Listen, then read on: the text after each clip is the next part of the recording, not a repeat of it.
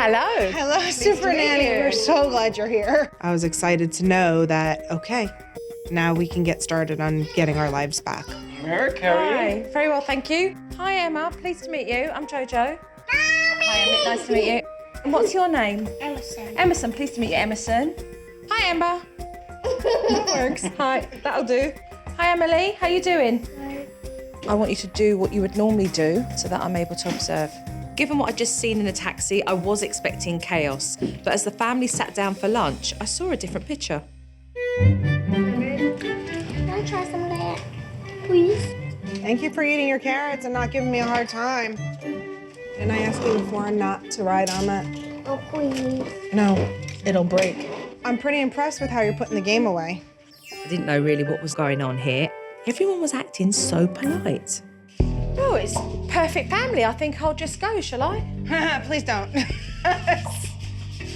You wouldn't know, would you? You would not know.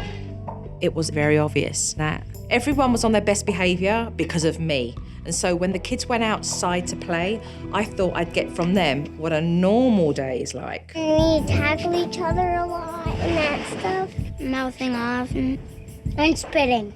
How does your mum discipline you? She doesn't really discipline. And my dad will discipline us very badly. And what do you mean when you say discipline? Spank us.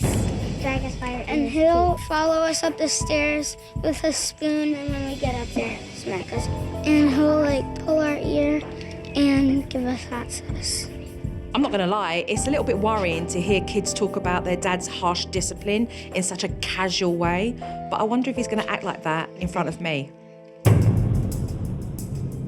A little later, Emerson started to kick off, and the first crack started to appear. I can break it. Do not break that. I can. Do So not. what's going to happen if you do that? Are Do you not break a brain. Ow, don't kick me. That's what you get. Hey, time out. I'm coming! Quit your screaming. Well, what comes next? Hot sauce. You want hot sauce? No. Okay, then. Don't look at me! That's not very nice. Don't look at me! Can you apologize to Nanny Joe and apologize to Mommy for your behavior? No. Then we're going to stay in timeout for a while. And even though Dad was holding it down, my gut instinct was telling me that Dad was acting different than what he'd normally do. Couple minutes and then we'll try this again, okay? I probably held back a little bit where I normally wouldn't have. If Joe was not there, he probably would have gotten hot sauce. All right, are you ready to come out of timeout, mister? Yes. All right. So what do we have to do? I don't want to apologize. All right. Emerson never did apologise to me, but as far as Dad was concerned, timeout was over. I think that if I hadn't have been there, the hot sauce or the wooden spoon would have come out. Later on in the afternoon, I had a chance to meet Beverly's mum, Barbara, who has been living with the family for over a year now since her husband passed away. And I actually got to hear her take on the family. Most of the time it's chaos. They're very, very active children. You'll help out here and I there. help out. But are they dependent on you? No. I feel my daughter's very controlling. She feels so put together. Don't tell me what to do. Beverly has major control issues. If she doesn't orchestrate everything herself, she can get snippy. Okay. Thank you. Bye-bye. And shortly after, I got to see exactly what Barbara was talking about. Go get your homework. Don't make faces at me. Just go get it. It was time for Emmett to do his homework. I could see that tension was building up. Teacher said you need to study your social studies every night. And I know we've talked about this because I've told you that you need to bring your hello? Look at me. I'm talking to you. Homework is a big issue in our house. Homework is a constant battle. This is a huge test coming up. Stop crying. Stop crying.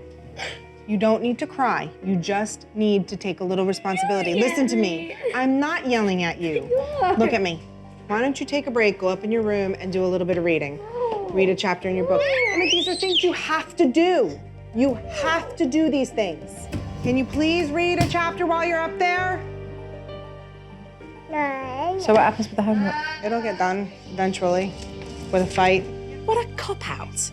Mum told Emmett to go up into his room because she didn't want to deal with this situation, and so she throws in the towel, and then nothing is now going to get achieved. What made you cry? I was frustrated, and she was just making it more frustrated when she was raising her voice at me. I don't like it when people raise their voices. And that made you upset because Mum started getting cross. Obviously, there's a lot of frustration going on in this house. I mean, there's parental issues to deal with and also the loss of a family member. It can be overwhelming. Hey, it's been a tough year, hasn't it? Yeah.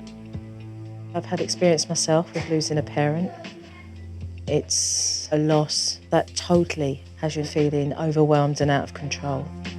I don't know, I just feel like my whole life is spiraling out of control. Not my whole life, but my family. So you're very uncomfortable with not having control. I am a control freak. Do you think that's been heightened by, obviously, the impact of Possibly. losing your father? Sorry. No, don't be.